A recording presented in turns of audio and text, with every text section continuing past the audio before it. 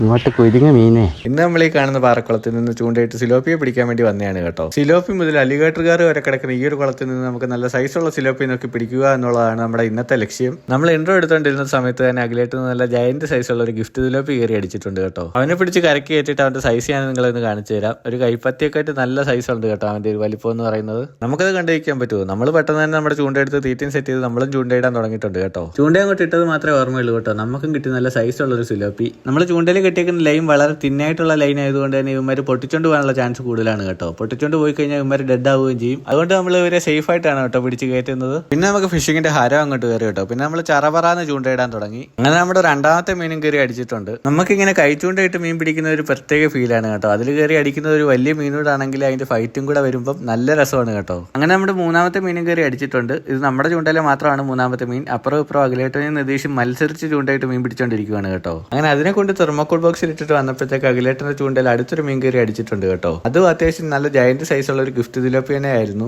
അവനെയും പിടിച്ച് കരലിട്ടതിന് ശേഷം അവന്റെ സൈസ് മനസ്സിലാകാൻ വേണ്ടി അഖിലേട്ടന്റെ കൈ എടുത്ത് അവന്റെ സൈഡിലൊന്ന് വെച്ച് കാണിക്കുന്നുണ്ട് കേട്ടോ. വലിയ തീറ്റിട്ട വലിയ മീൻ പിടിക്കാൻ നോക്കാം. മുമ്പ് ഞാൻ വലിയ തീറ്റിട്ട് പോയി എന്നിട്ടാണോടെ കള്ള നീ ഇത് പറയാന്. ഇന്ന് നമുക്ക് ഒരുപാട് മീൻ അടിച്ചു എന്നതിനെക്കാട്ടിലുപരി ഇന്നത്തെ ഫിഷിംഗ് വളരെ ഫണ്ണി ആയിട്ടുള്ള ഒരു ഫിഷിംഗും കൂടെ ആയിരുന്നു കേട്ടോ. ഇത്രയും മീനുകളെയാണ് ഞങ്ങൾ 3 പേരും കൂടെ വളരെ ചുരുങ്ങിയ സമയം കൊണ്ട് പിടിച്ചെടുത്തത്. ഇതിൽ നമുക്ക് ഏറ്റവും കൂടുതൽ കിട്ടിയേക്കുന്നത് വലിയ സൈസുള്ള ഗിഫ്റ്റ് സിലോപ്പി തന്നെയാണ് കേട്ടോ. ഓർഡർ അനുസരിച്ച് നമ്മൾ ഇതുപോലെ ലൈഫ് ഫിഷിനെ പിടിച്ച് വളർത്താനും കഴിക്കാനുമായിട്ട് സെയിൽ ചെയ്യാറുമുണ്ട് കേട്ടോ. അപ്പൊ ഇത്രയേ ഉള്ളൂ. Okay, by.